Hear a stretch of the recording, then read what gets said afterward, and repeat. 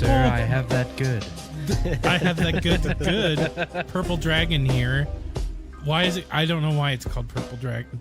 But trust me, This reminds me of the. it's really good. It smells Grandma's like boy. a bag of sand. Wait. Actually, this is my magic bag of sand. I'll get your weed. Hold on. I love that David has a magic bag of sand now. It keeps demons away. And welcome to 30 and Nerdy. My name is AJ. I'm Brady. And my name is David. And today we are celebrating our 3-year anniversary of podcasting with you folks. 3 years ago on yesterday, we all got together and decided that we were going to do a podcast. But back then we called it True OG Network. And then we had to change that because a lot of black people thought that we were a hip hop podcast. It wasn't just black people, it just was people who thought we were some like true old gangster something. I don't even think they were like, I like this. Yeah, I'm a 25-year-old old gangster, dude. Hard ass streets of Altoona.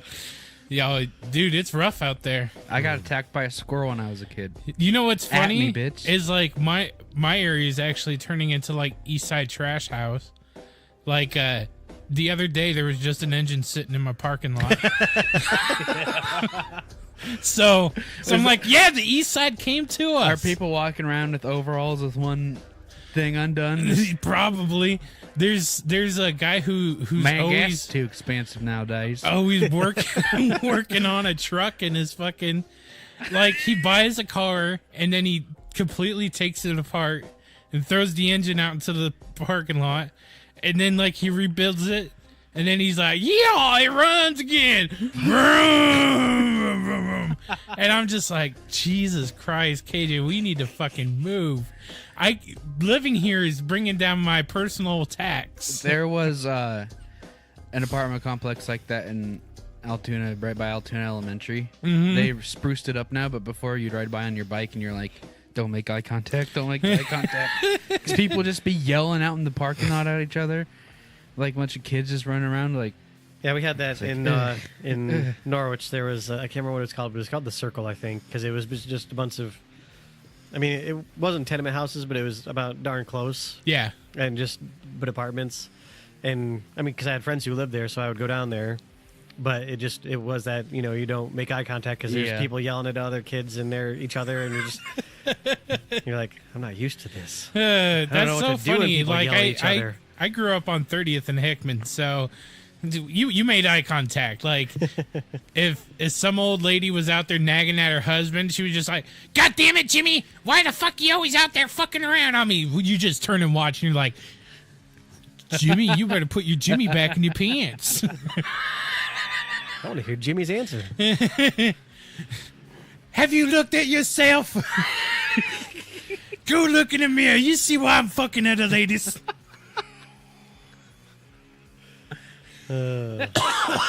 But You look like a horse's asshole. Ooh, Brady's interested. and a horse's ass, comma, hole. No, asshole. You hole. That makes no sense to me. No sense at all, sir. Get up on my bonics. Hooked on the phonics. Time out here. Are we doing Movie.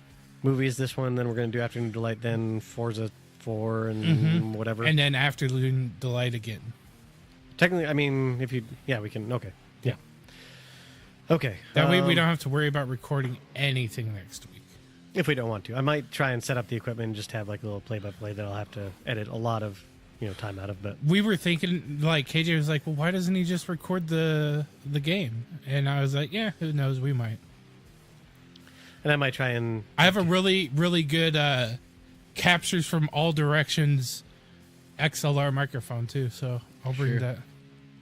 I really want to get like a camera. Yeah. That actually records. I mean, I technically have a digital camera, but just not one that will take like hours long video. Need to get a DSLR. Yeah. I wish I didn't have a job so I could stream 14 hours a day. You had that I know, and opportunity. You wasted it. Yeah. No, Yeah. I got... No, he My just played solstice 14 shit. hours a day. Yeah. I miss doing that. Well, I don't know. Forza's got me playing a lot. Oh yeah. But that's not what we're talking about today. Today we're talking about scary movies. Because it's October. The whole month is Halloween. It's Spookatober. If you don't like it, fuck off. Here comes a skeleton. He's gonna go, dude. Ooh, Trump is president. So, if you remember last week, we had discussed doing a review of 3 movies. So David chose for me to watch Jacob's Ladder. Every day, Jacob Singer goes to work. What's wrong? It's one of those days. And every day, he wonders what is happening to him. Maybe it's the pressure, Jake. They're like demons, Jess. They weren't human. What were they, Jake? Let me look at your hand. You have a very strange line. See, according to this, you're already dead.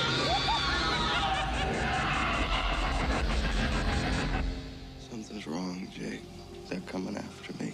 I don't know who they are or what they are, but they're gonna get me, and I'm scared, Jake. I've seen them too. Maybe the demons are real. He's running 106 feet with... This is barbaric.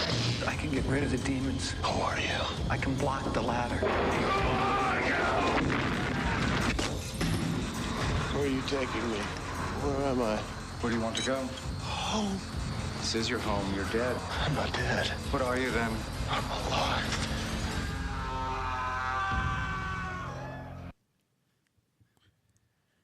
I chose for David to watch The Void.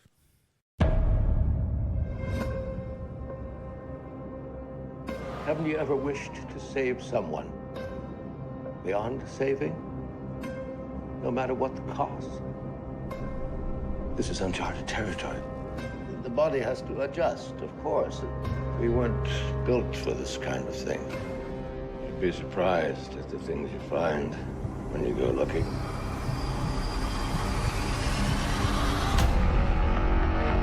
There is something calling them all here. What if those people get in here? What are we supposed to do? You saw it? What was that?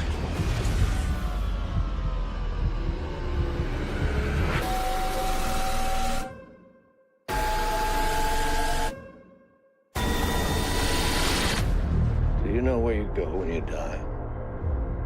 I do.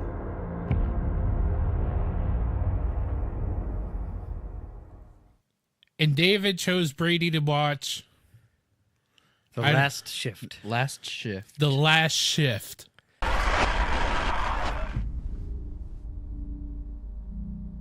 Do we really have to do this now? I'm literally about to start my first shifts. Anybody in here?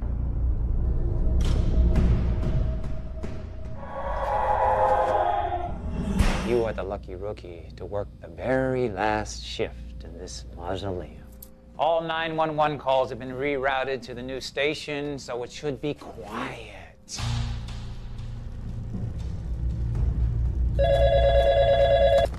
Sanford Police Department. Help me. I'm trapped. I think they might all be dead.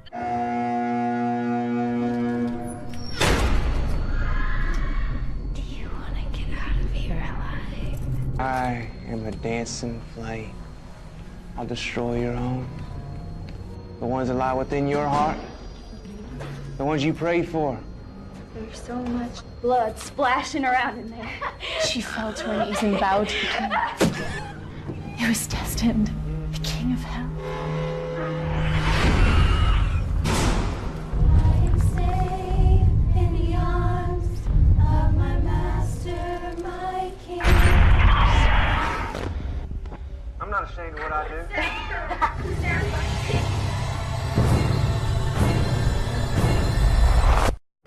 I like you. I'm gonna come back for you and all you love.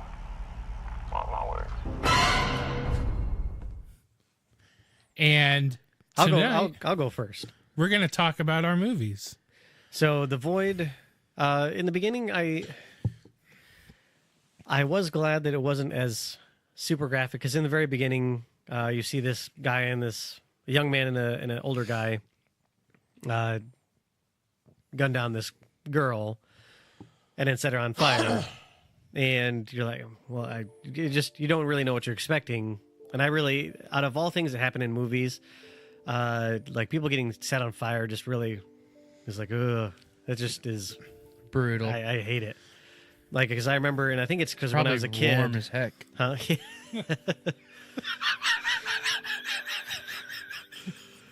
But God damn, that was dumb. But because I think I can't remember which movie it was, but it was I think it was Cobra. Sylvester Stallone, and there was a Cobra. There was a guy in jail who told on another higher up criminal, and then the guy who he told on, he snitched on. Sorry, snitches get stitches. He got way worse because there's like that protective glass is kind of foggy, but it has like the webbing through it, so you can't just break it. So the guy was in solitary, and the guy who got snitched on blew gas on the guy, and then like lit a cigarette or something and threw it in there, and then you just saw him like punching the glass and then blood. And I'm watching this when I'm 6, 7, 8, somewhere in that range. So that I think just scarred me for life for hating people getting burned. You know what? Well, that's kind of like when I was a kid. I was watching a movie with my parents. Like, so my dad had this really intricate setup to where if he had something playing on his VCR, he had it going through the cable lines out to our TVs, to our personal VCRs, so we could all watch in the whatever room we wanted to watch in. So we could watch a movie but not together as a family. Yeah, I mean, because like I think he did it because if there were like nudie parts, I wouldn't feel weird sitting with my parents, and then like a couple of jugs comes up, and so they wouldn't feel weird about their son viciously masturbating. Yeah, next to them. Hey, you better be turning that off. Hell no! You're talking about the parents that like. I was talking about your mom saying that. Oh well, my mom bought me a lock for my door specifically for jerking off. She's like, "Here you go, honey. You're 13 now. There's a box outside your door. Take that and put this on your door. That way you have your privacy." And I was just like, "Hon, I get into just this giant box of Playboy and Penthouse, and I'm just it's like the briefcase in Pulp Fiction. You open it and just oh, dude." But anyway, so we had this thing to where we could broadcast out. What the fuck were we talking about?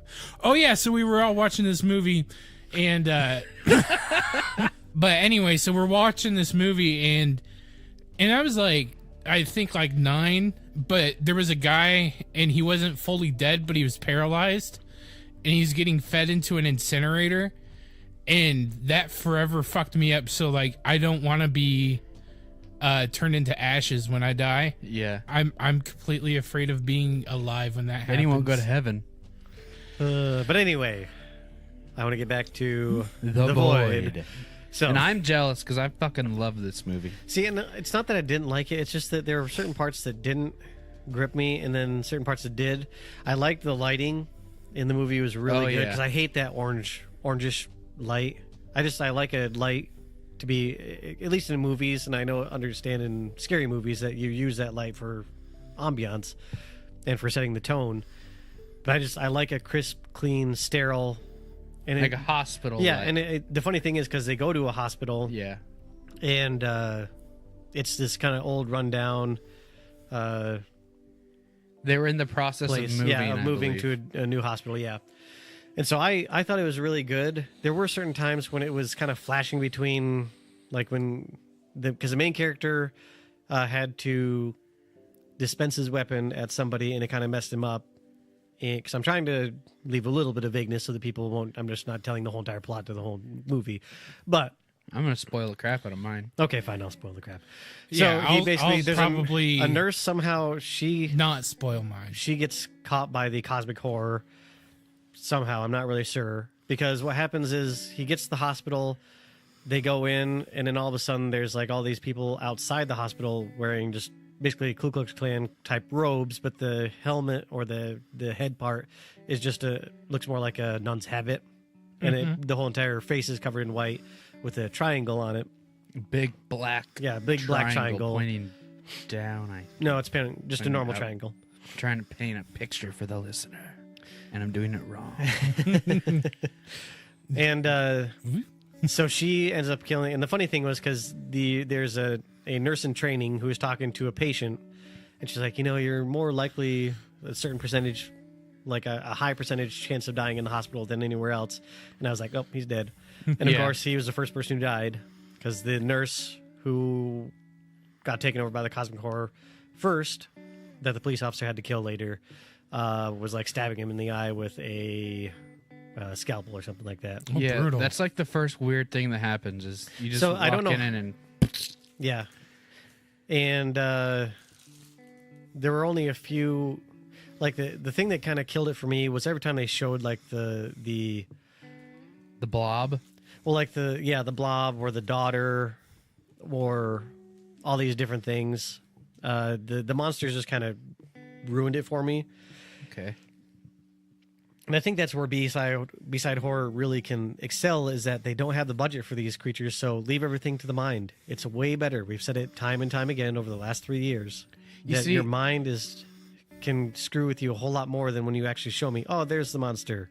I have to disagree because I think the fact that it is a cosmic horror movie, the fact that we see this pulsating, writhing blob of what looks like entrails held together, and I think the scary part of that is where the hell did that thing come from and what else is there rather than that thing is creepy.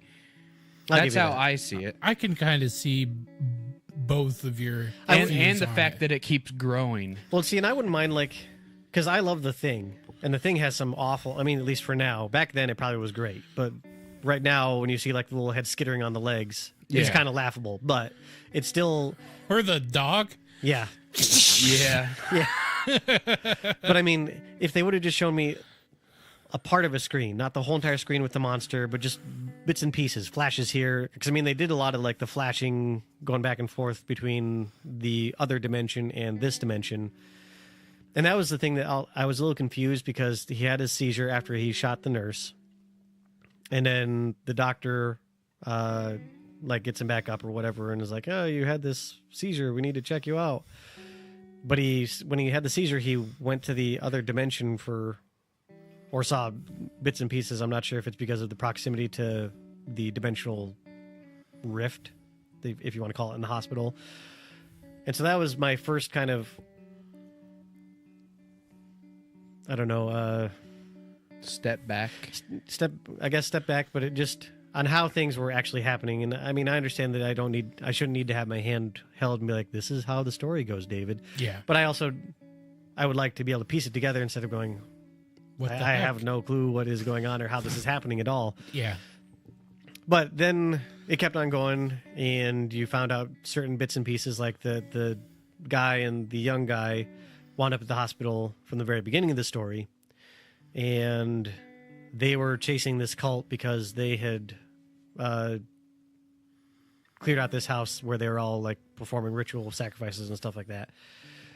And it turns out that the main doctor, who was killed at some point in time in the first half of the movie, actually figured out from the Cthulhu-ish whatever that's older than time, older than God and stuff like that, he says. Yeah. That he figured out a way to cheat death and because he wanted to bring his daughter back because she died of cancer, I'm assuming, or something bad. And so there's lots of good horror tropes because they went into this basement, and I think that if I remember correctly, and you can correct me if I'm wrong, but I think that the basement technically wasn't there, like on the schematics or whatever, because they were. And I'm missing a lot of minor little plot points to it, but so there's this guy who escaped from the house where the two dudes were clearing it out, and that's where they follow him to the hospital, and they this father and son take this guy down with them, with our main character. He's like, you were trying to help this come about, so you're gonna come down and help us stop it. And they're going through, and the nurse is on a walkie telling them how to get down there, and they're like, all right, we're at a second stairwell that goes lower. And she's like, there is no other stairwell. And then you're like, and it's like darker than dark. It's sucking all the light out of the room, and it's like, and that's where I started to kind of get back into it, because I love those no sleep stories where it's like, you know, a security guard has to go to this place and it's like, oh, there's this door I've never seen before. I'll go. Oh, I'm going down. I'm going further down. I'm going way down beyond anything that could be. There's a really the good Denver Airport episode. Yeah, the Denver Airport one. There's a really good one about a house where the kids, like family, when they were younger, like went into this hole that was in their attic, and it just like keeps going further down and down. And then he's all like, no, don't go down into that hole. And then when he gets older, he ends up actually going down into the hole, and it just like keeps going forever. It was a really good story. Yeah. What's that book you loaned me years ago where the house is bigger on the inside? Mark Z. Daniel Lewinsky's The House. House of Leaves. House of Leaves. Yeah, that's right. Sorry, I was thinking The House is actually. It's kind of like that. Yeah, my brother-in-law has that book right now. It's so good. I love it when they do that in movies, because it's like, oh, this can't be possibly good. So this is a realm to where ice cream comes from. Yeah. No, it's probably demons and death. Yeah, so I think finally the birthplace of ice cream. I think they're trying to Lamar's, allude to Iowa. Maybe for Blue Bunny, anyways. I think they were trying to allude that it was like hell, because I mean there was like a triangle and then like maybe a pentagramish type thing, but there was like scrawling in red glowing stuff, and there was like this octagonal room. Darkness is evil and chaotic, and triangle is the most simple geometric shape, because there's only one path to evil, and it's obliteration, which is easy. I have no clue where you're going with that. Just follow the money, David. Oh, sorry, the Illuminati? No, the satanic government. No. Wouldn't that be Illuminati? Research Franklin cover-up if you want to know more. Google it. Maybe at the library on your of an internet connection that isn't yours, just in case. Yeah. And so anyway, they go down into the basement. There's all these kind of scrawlings. The doctor talks to, and I'm missing out a lot of stuff, so you'll have to watch, because I mean there's some minor, some major ones. I'm trying to hit the major ones. There's also another nurse who is the police officer's ex-wife, I believe, or maybe still wife. I think they're estranged, but still together. Okay, well, I think they lost a child. Yeah, they had a miscarriage or something like that. Yeah. And so she was taken by the doctor who was killed earlier. I feel like this is a soap opera where I'm explaining all the... It was all a dream. That's what I was really expecting to come, where he like woke up in the bathroom at the very end. I was like, oh, better not do that. It didn't. He just fell asleep pooping. Yeah. I've had some crazy dreams falling asleep while pooping. I have no doubt. And one time David had to wake me up from pooping. At work, people.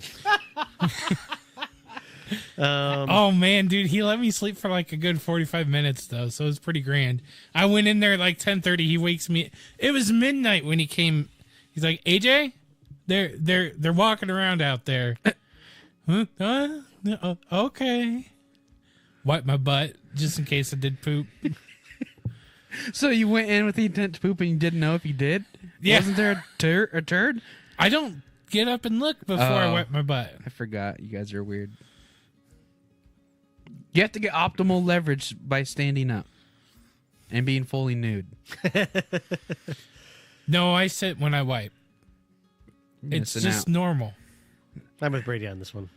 Really? I mean, besides the full nude part. I'm a nude pooper, man. What can I say? Anyway, so the doctor you has ever eat a Snickers while pooping?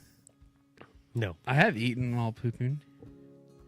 I feel gross and I like it.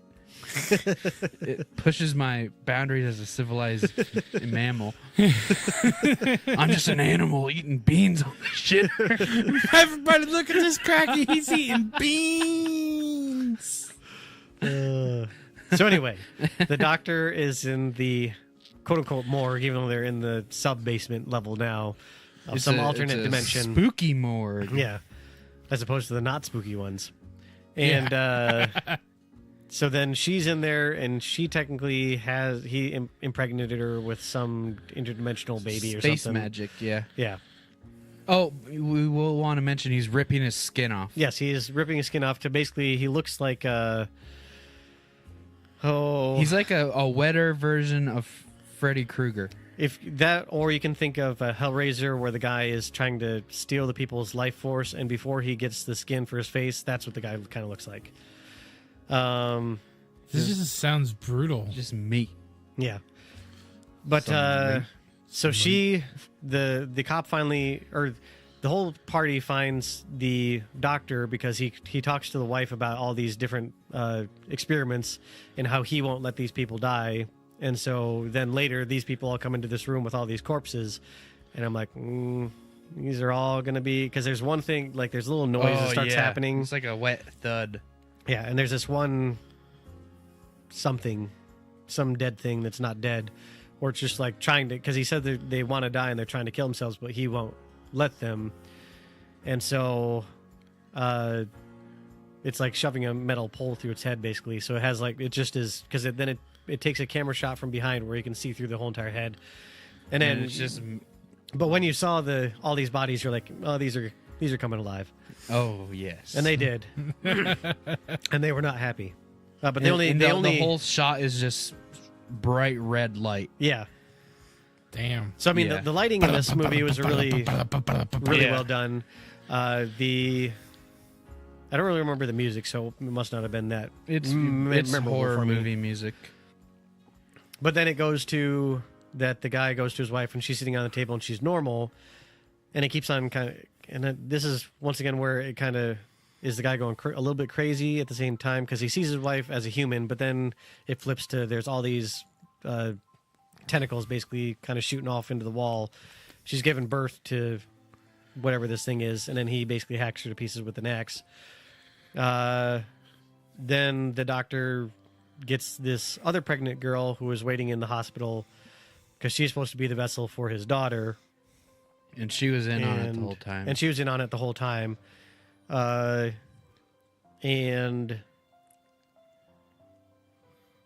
then they have this ritual where they're trying to, call forth the cosmic people to, I don't know, take over our world or something. I'm not sure what they're trying to do. I love the set in that scene because it's like this big room that's like, it looks like it's all black marble stone, and there's this big huge portal on the wall. Cool. Kind of like the invasion portal in Gambit. Yeah, but it's just a big triangle, yeah. And then the daughter or the girl gives birth to this guy's daughter, monstrosity or whatever. Big air quotes, daughter. Yeah, not an actual human daughter, but like it's a meat nasty creature with claws and hair. And it just like stomps on people and all. Yeah. It looks like its feet are just like, imagine if you didn't have any. Like when meat on the stories of like the Chinese girls who would wrap their feet, basically it looks like that, but inverted, like claws. They're just kind of. Yeah, it's crazy. And so she goes after the old guy and the son, and she stomps ahead. Yeah, she is gross. Sprays everywhere. But it's inside it's one of the cultist people, so all you see is just the blood kind of come out from underneath the cloak, but still gross. I appreciate any head crushing in any movie. So then the main protagonist takes the guy, the doctor, the evil dude, who's now like buff and huge, with evil, and he looks like he has just obsidian black skin, or kind of glazing over his muscle gristle, whatever. And so he jumps through the portal closes, but then the dad dies to the daughter, and this is the dad of the guy and son from the very beginning part of the movie. Then the son is running, and I really thought the son was going to get crunched, because since the main protagonist went through the portal, that portal to the second basement started to close. So the kid's running, and you can kind of see the walls getting closer and closer. I was like, I hope he's not going to get, because that was like the one scene from 13 Ghosts that really grossed me out, was when the girl got caught between like the two panes of glass and got like smushed into the hole. I was like, ugh. But he makes it out. The daughter, I'm assuming, gets squished or something. Oh yeah. She doesn't make it out of that into our existence. And then this is the other thing that kind of confuses me, because then the main protagonist is in the other dimension where he sees a floating triangle, or at least I think it's a floating triangle, because then you see like atmosphere and stuff like that underneath and mountains, and then you see the triangle, which is darker than everything else.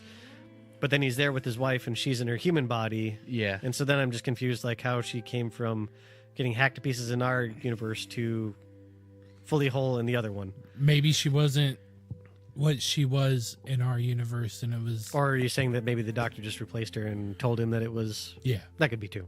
Either way. The simplest answer is usually the answer. So. What's our grading scale? So let's go... I was gonna say, like, how many broken ankles from Kathy Bates is it? Or something? Oh, brutal. Yeah. How many broken ankles from Kathy Bates is it? What was that? That was... What movie was that from? That's from Misery, my friend. Based off of Stephen King's hit novel, Misery.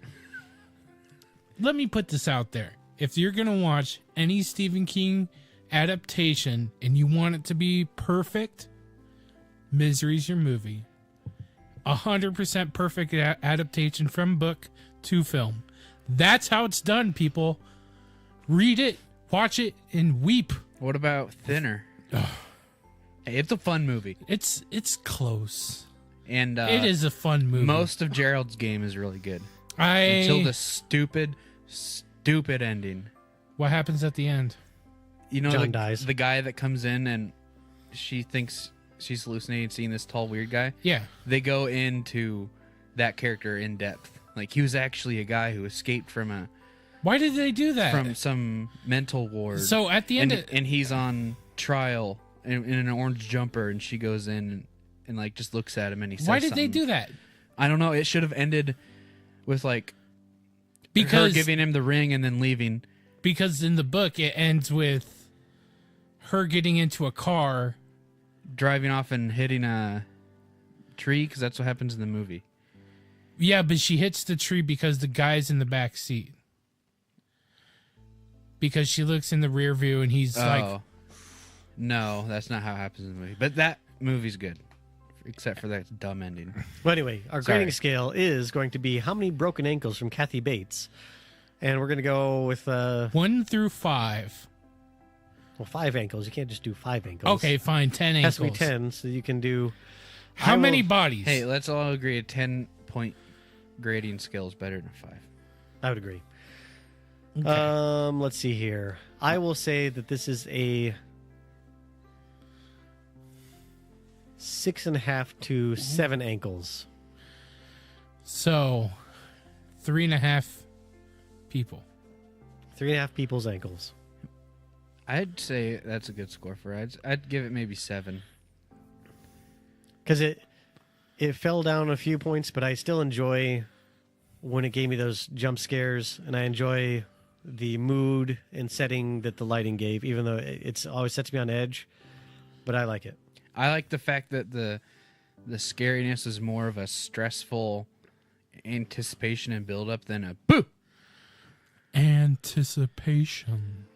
All right, who's going next to try and explain the movie a lot better than I did? How about I go last? Okay. The way I described my movie, it was just called Last Shift. It's kind of a redheaded stepchild to The Void. Because, let me read the IMDb thingamajig. A rookie cop's first shift alone in the last night of a closing police station turns into a living nightmare. From director Anthony DeBlasi comes a Manson-inspired horror film centering around the transitioning police station. Officer Jessica Lauren has been assigned to wait for a hazmat team to pick up biohazard waste from the station's armory. But unbeknownst to Jessica, cult leader John Michael Payman has haunted the department ever since he and his 2 followers committed suicide a year ago. And now, Jessica is about to find out how dangerous they can be when she's left alone on The Last Shift. So, I thought the movie was kind of boring. I was on my phone like halfway through, like, what's going on Twitter? It starts out, she's alone. She's alone the whole movie. And there's this cop there with her, showing her the ropes around the place. And he leaves, and she hears weird noises the whole time, like people banging on doors. And then eventually she goes outside, check on something for some reason, cop stuff. She comes back inside, and there's a dude standing there, this scruffy looking homeless guy, and he starts pissing on the floor. And hey man, that rug really tied the room together. Chinaman. Whoa! Hey, Chinaman is not the correct quote from the movie. Correct vernacular. So is that Asian man, West End. I don't know anymore, man. Anyways, she's sitting around, weird noises happen, and then she gets a phone call from this person. She's like, I'm trapped. Help me. They're gonna kill me. What's your name? Hangs up. You sound like Mike Stokloska when he's like doing his old lady voice. Help me, I'm trapped. Oh God. And she's like, there's pigs. So you're on a pig farm? Yeah. Okay. She hangs up, calls the cop station, and is like, yeah, this girl, she's trapped at a pig farm. And the cop's like, where's the pig farm? I don't know. Well, I'll try to trace the phone. And then more weird stuff happens. I will say, call came from inside the house. Who was phone? My favorite part of this movie was the camera work and the lighting. Because the camera work, it's long, continuous shots where it moves and it's trembling, and it'll quickly follow the look of the main character, Jessica, and it's really well done throughout the whole movie. The lighting is also good because it's super bright white light, which contrasts super well with the black. Yeah, because there's a lot of darkness. There's a lot of negative space, which has me sitting back, looking off the side. Because if they're showing like the main character is off to the far corner of the screen, and there's just the whole emptiness, you're like, something's gonna jump out and scare me, and I don't want it to. So how many jump scares were in this film? I don't know about jump scares because there was a lot of like tension for me. Go for it. For me, because there's certain things like because the whole entire premise of the movie is that this daughter, Jessica, is the daughter of a former police officer who was killed in the line of duty at this farm for this Manson-esque character. Which we'll get into the Manson characters later. Yeah, that's where the ending kind of comes in there, poopy. But I liked. Because there's a cop who comes and visits her who's like, hey, just want to check in on you to see how you're doing and stuff like that. And then, because she's looking at the file because they're packing up the police station to move to the new precinct. And so she finds the file on her father and the raid and all that kind of jazz. And then later she sees the picture of the cop who visited her because he comes around behind the desk and is talking to her just normal. And then as he leaves, you see like this giant hole in the back of his head. And so it's not like a lot of jump scares like that. It's kind of like a really slow rise to tension. And then all of a sudden, it bleeds it off because you see it. And there's a lot of times like that. Like the old guy, she takes him out of the homeless guy. She takes him out of the police station, I think, once and tells him to get lost. And then he's back in like the very back of the police station somehow. And then she finally locks him up. And at one point he's just like in this dark room throwing boxes around, just being an annoyance. The funny thing is that it seems like he's scared to be there, but he's being drawn there for whatever reason. They don't explain. Yeah, they don't really. And so there's lots of, and like you said, there's a lot of use of negative space. I think done really well. But there's a lot of times that if I was the character in that movie, I wouldn't be doing what she did. Like, I wouldn't have gone back into the police station. I wouldn't. There's a time when she had to go from like the hallway through the locker room into the, I don't know, showers or weight room, right? Yeah, she goes to this bathroom and it's like got shit thrown everywhere, and the toilets are just overflowing with muck. And then she goes into the weight room and there's like a bunch of people sitting around in like a little seance circle. It's like, yeah, and the worst thing is the weight room has a shit ton of mirrors. I'm like, no, don't do mirrors. I hate mirrors in horror movies because something's gonna pop up. Yeah, and that's like just all those things are red flags. Like lots of noises behind me when I'm the only person here. Nope. Yeah, I'm not gonna go check it out. There's creepy singing girls. Yeah, and there's lots of, so it's not like a persistent, kind of like The Void where it's ramping up and you kind of keep on getting this uncomfortable feeling. Yeah, it's there's a lot of little momentary. hills that you just kind of ride to the end, and then the ending you just kind of flatten out.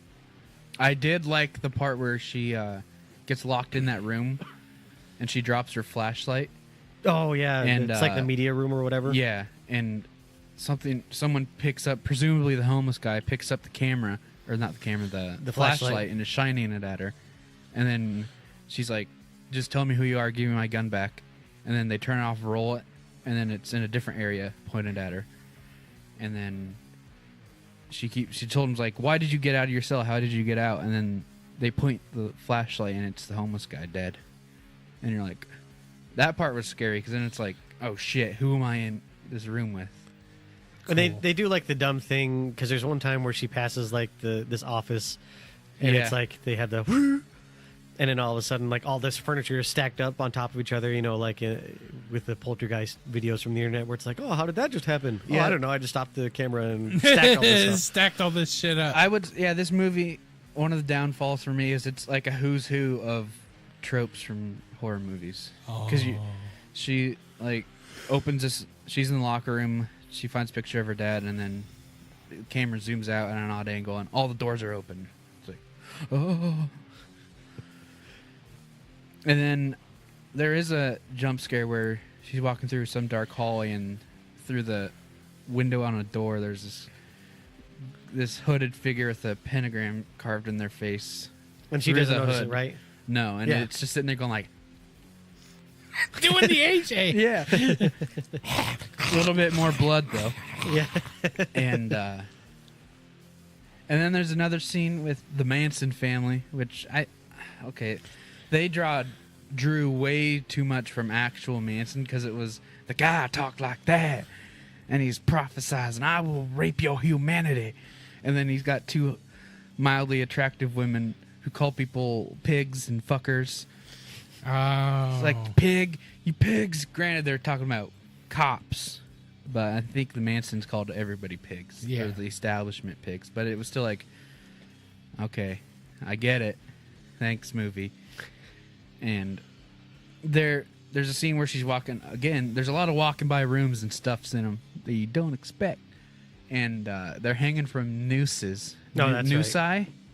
Nooses. Okay, they're hanging from nuss. and it's like an early 2000s music or Manson video because their heads are moving really fast and it's blurry. I'm like, I let out an audible groan. I forgot about that. It's like, because she wasn't she trapped in there or something like that? Yeah, eventually the doors all lock. Yeah. Well, needless to say, because then she kills. I was so afraid though that my movies weren't going to be able to tie into yours, but my movie ties in with that blurry face thing. Yeah. Hold on. Mainly because I think my movie is the movie that started the blurry face. It could be.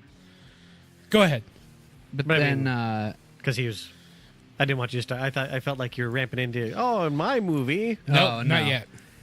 But then she keeps calling the station, and they're starting. It's like 4 calls in, and they're like, "Is anything on fire? Did you kill someone?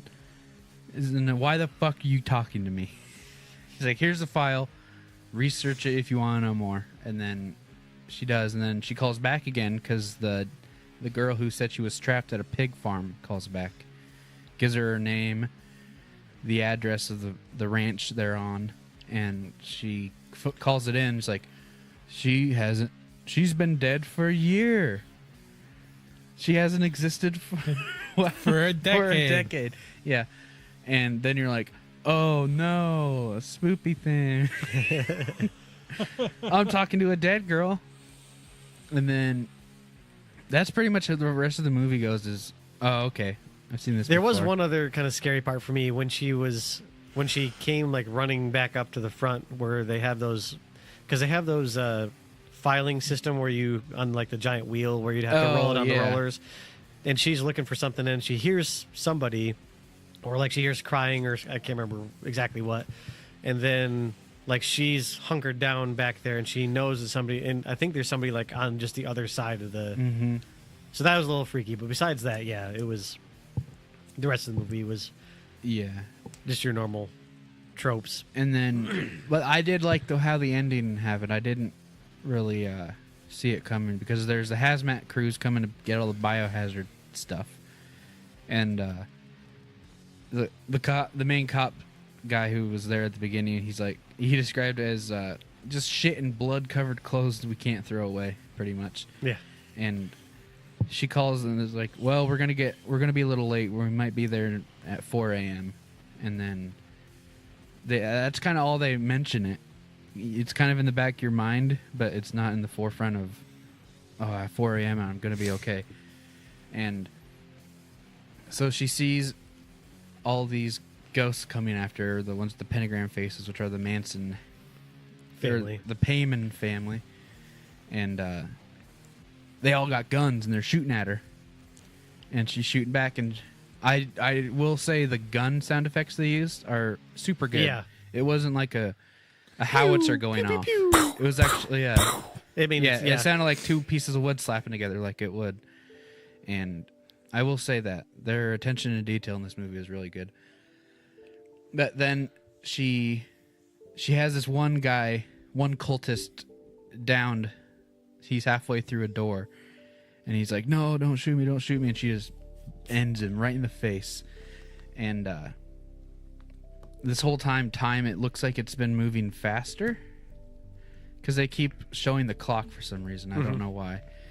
And eventually she's like goes into this weird she's obviously going crazy, and she starts hearing voices and seeing things, and she kind of snaps out of it, and all the people she's been shooting were the hazmat crew.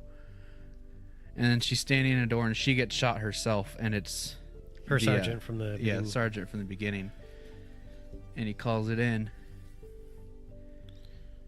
And then, did you expect that? Because that I part, sure no, didn't. that was good. Because then the annoying part for me, and where it kind of lost it, was at the very end when the sergeant is the one who's kind of leaning down over her body as she's going away, and then but from her perspective, she's seeing. And so you're not really sure if it's really real or if she's just still going crazy before she dies. Yep. That it's the Schmanston family. Mm-hmm. Oh yeah, and he's got yellow eyes and these fake teeth that are like really small, and there's like 100 of them in his mouth, and he's just smiling like he became the devil or something. Yeah. It sounds that's where it lost it for me. But I liked everything leading up to that. Most everything. I wouldn't watch it again. How many broken ankles? 5. From Kathy Bates. 5. Yep. It has get this, 100% on Rotten Tomatoes, but 5.5 out of 10 on IMDb. So the reviews are all over the place. Wow. So 2.5 people got their ankles crushed for you watching that movie, Brady. It was just fine to me. Just fine. Yep. Well, I guess that leaves just me. Oh boy, does it. So David had me watch Jacob's Ladder. Going into this film, I had always heard that it was kind of a weird movie. I'd never watched it though, because it just seemed, because like I remember somebody telling me that it was like super gory when I was younger. And turns out it's not that gory at all. So feel free to watch it. I mean, you see Tim Robbins get impaled onto a bayonet, like, and that scene plays over a few times. I'm going to go ahead and read the IMDb here, though, for you. So then you kind of can settle your brain into what I got to enjoy. So on November 2nd of 1990, this film came out. After returning home from the Vietnam War, veteran Jacob Singer, played by Tim Robbins, struggles to maintain his sanity. Plagued by hallucinations and flashbacks, Singer rapidly falls apart as the world and people around him morph and twist into disturbing images. His girlfriend, Jessie, and ex-wife, Sarah, try to help, but to little avail. Even Singer's chiropractor friend, Lewis, fails to reach him as he descends into madness. So, Jacob's Ladder, going into it, I didn't know what to expect. I was just like, all right, let's watch this movie. And it opens up on a train, and it takes place in it's not a train, it's the subway, and it takes place in New York. And this movie really makes New York look like shit, like the dirtiest, shittiest city in the world. Which, when I think of New York City, that's kind of how I think of it. New York City. I mean, like, they have like their nice area, and then they have the area where actual New Yorkers live. So it opens up in the subway, and he's having a Vietnam War flashback of and it's just kind of funny how it opens up. I do want to preface this with this movie only has a 69 on Rotten Tomatoes. Nice. And I think it was a 6 out of 10 on IMDb, so it's not that highly rated. I would rate it way different, but we'll get to that. But it starts off with him like taking a dump in Vietnam, and everybody's like, "Damn, Doc, how many times you gonna shit in a day?" And like, you know, they're kind of jeering around and having some fun, you know, kind of just like sitting around waiting for action, kind of like, you know, you see in Vietnam films. And then out of nowhere, like, they all start passing a joint around, and this dude's like, "Man, this shit's really strong." And you see him like fall over. Another guy starts having convulsions on the ground, and like starts puking blood up all over his face and shit. And it's got that one guy who they put in the movies because he can do this weird creepy thing with his eyes where his eyes move back and forth real fast. And he's kind of chubby and bald. You would know him if you saw him. But he always plays kind of like a crazy character. In this movie, he plays like kind of a sane-ish character. I was pretty surprised. But he's just sitting there having just like, what's happening? And like all these people are starting to get shot and murdered all around him. So Tim Robbins starts running away, and then he just gets bayoneted in the stomach, and then he jumps awake and he's like, and it turns out he fell asleep on the subway. And so like the subway's all creepy as hell. Like, it's kind of how I imagine a subway would be in the shitty part of New York City. But the movie kind of gives itself away in the beginning, and I really don't want to spoil it, so I'm not gonna. But if you watch the movie, you'll know exactly what I mean. Because I'm gonna try to be as spoiler free, because I would like David and Brady to both watch this movie, because I think they both would enjoy it. But anyway, he's like, hey, he walks up to this lady and he's like, have we already passed, I think he's like, whatever street exit. And she just is staring at him. He goes, hello? Have we passed this exit? And like, he like takes his hand and waves it in front of her face, and she's just staring at him like dead cold. And I was just like, what the hell's happening? And he's like, oh, all right, whatever, fine. And he just keeps moving through train cars. And then the train stops at an exit. He goes up the stairs to leave, and it's chained up and locked. And he's like, what the hell? So he goes back down, and he sees that there's an exit on the other side. So he starts to cross the tracks, and it doesn't show that a train is coming. And then of course, one is coming, and he moves out of the way, like right as, you know, right in time. Thank you. And but when it happens, like, there's all these faces that are blurry and doing the and shit like that, and like just kind of look like morphed and demonic and shit.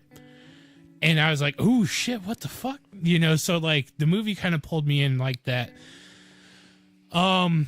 it turns out he's suffering from the death of his son, who died before he went to Vietnam. His son is played by Macaulay Culkin. Oh, wow. Yeah, so there's some flashback scenes of him with his son. And he has 2 other boys as well. And it starts off with like he's waking up and his girlfriend that he's with is like, "Oh, you came home late." And he goes, "Yeah, I had some weirdness happen on the train." And she's like, "What's wrong with your pants?" And he's like, "I'll talk about it later," because like they got soaking wet in the subway. Not because he shit himself, though he probably did shit himself, because I would have. But you get to see some nice boobies. Oh, nice. Yeah, so there's some nudity in this film. Mainly what carries the R is language and just kind of this disturbing atmosphere. You know, I could probably beat for beat talk about this film, but I don't really want to give too much away about it. So I went into it expecting a horror gore film, and watching it, I was like, this movie's more about the horrors of surviving a war and coming home and having to deal with like the death of a family member. Felt very much like a PTSD film to me. But it also has a little bit of a mixture of unreliable narrator, because you don't know what's real and what's not. There are certain points in the movie where he has a Vietnam flashback and then he's with his wife and the movie just plays it like it's normal. This is normal. And for like over a half an hour, I think it was that they played it like that.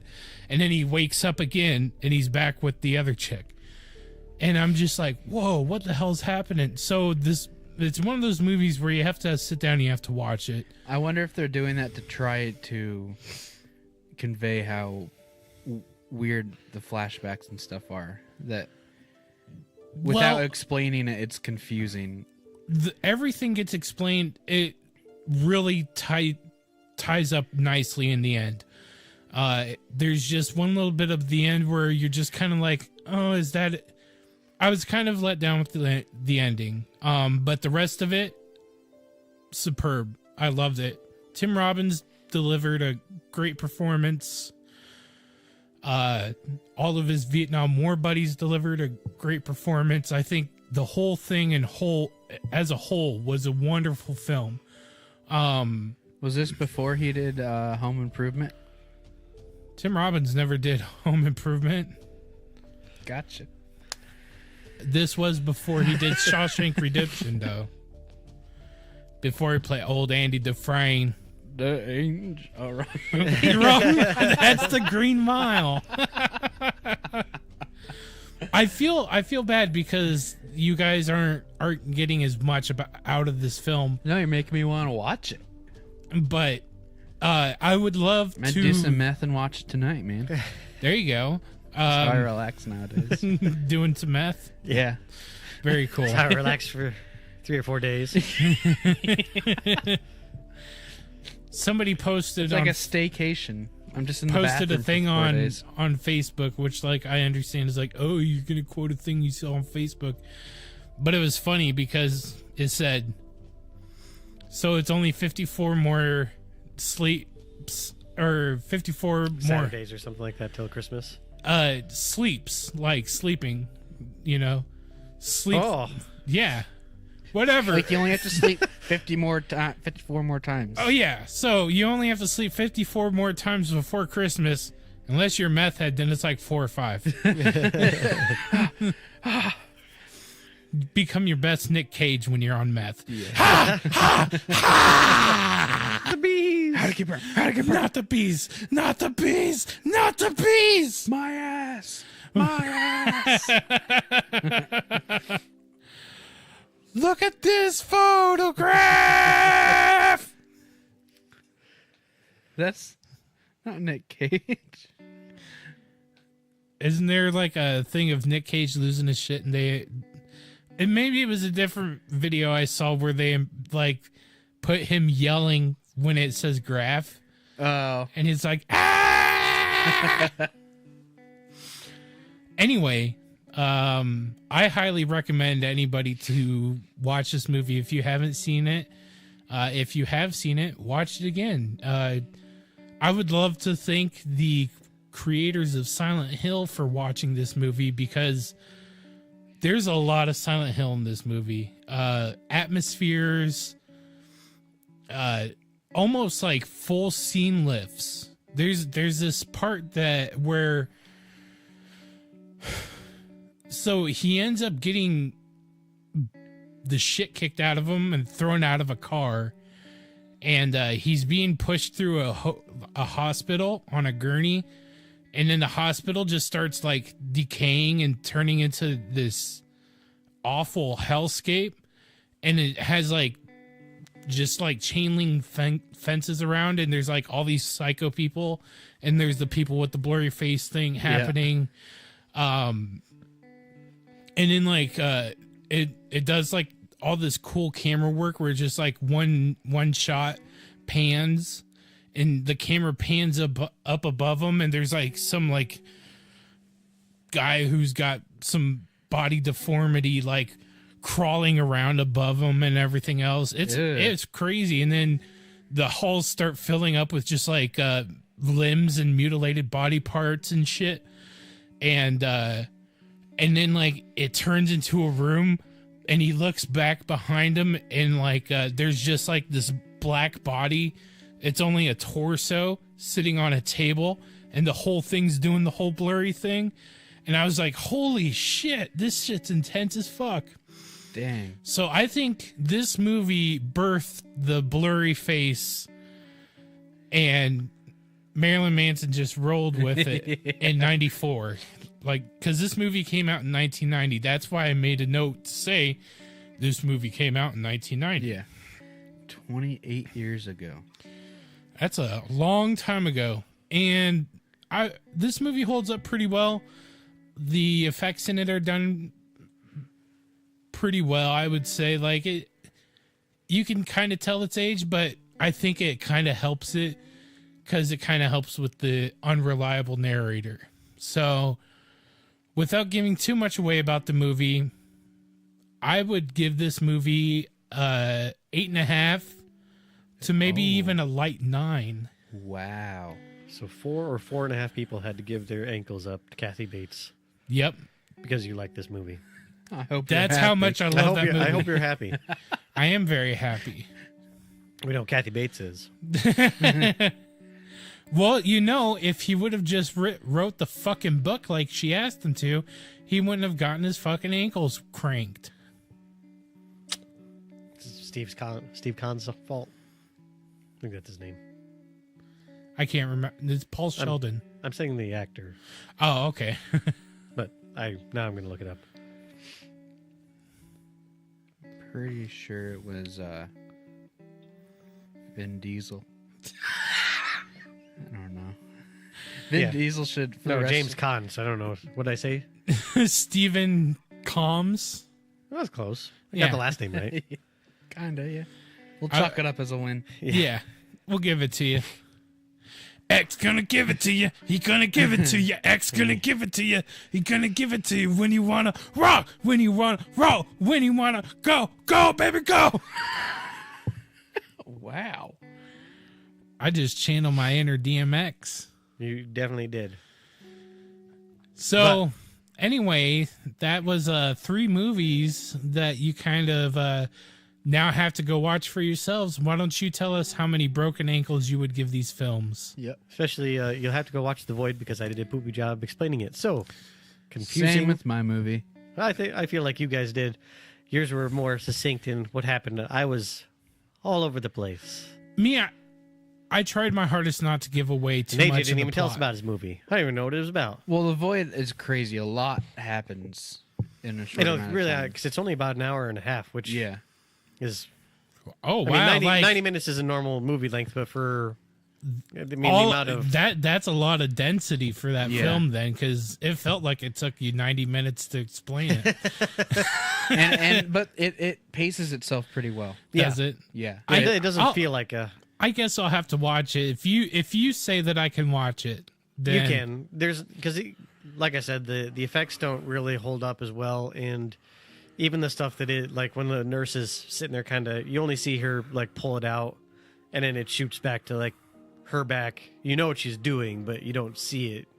And it's stabbing the dude in the eye. It's not gratuitous gore where it's just like, we're really going to fuck the audience up with this. I mean, there's some stuff where like the cosmic horror is shooting its tentacles into people, but I mean, that's fine. You've watched anime before. You can handle it. Oh, yeah.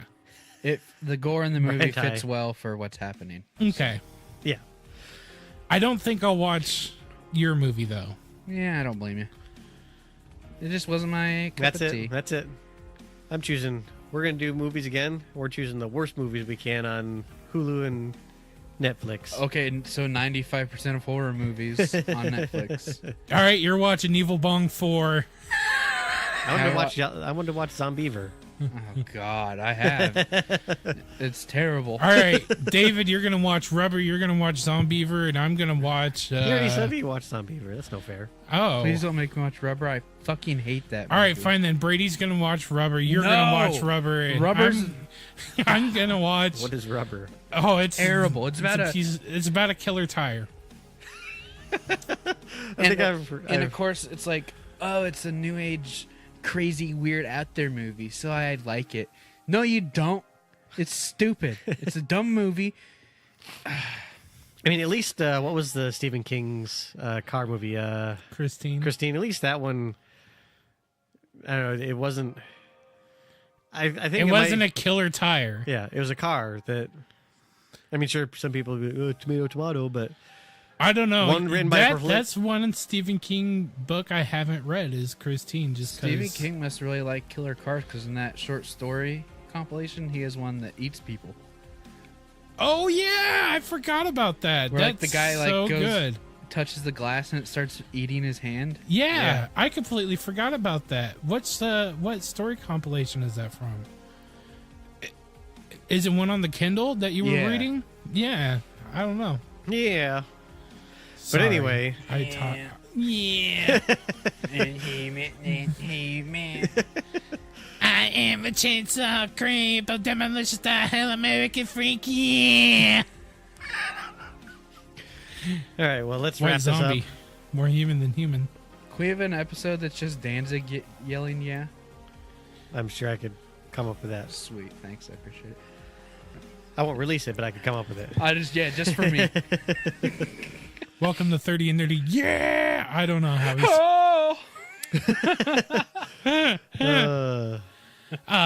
So, kind of a shorter episode. We would love to thank you for 3 years of listening and being there for us. And sticking around for all this shite. Yeah, because, I mean, my wife told me today, she was listening to an episode, and she goes, you guys can't stay on topic for anything. And we proved it right today. 3 years running. Every day. But we would like to thank you for sticking along with the ride. And please share or comment or subscribe and give us a review on iTunes. Yeah, give us a hot review on iTunes. That would be beautiful. Last time I checked, we have like 6. But they're all 5 out of 5. Hey. So I'm taking it. Yeah. I think. Yeah. But your listenership is enough if you don't want to. Keep listening, folks. Just keep listening and donate to that Patreon if you're feeling friendly.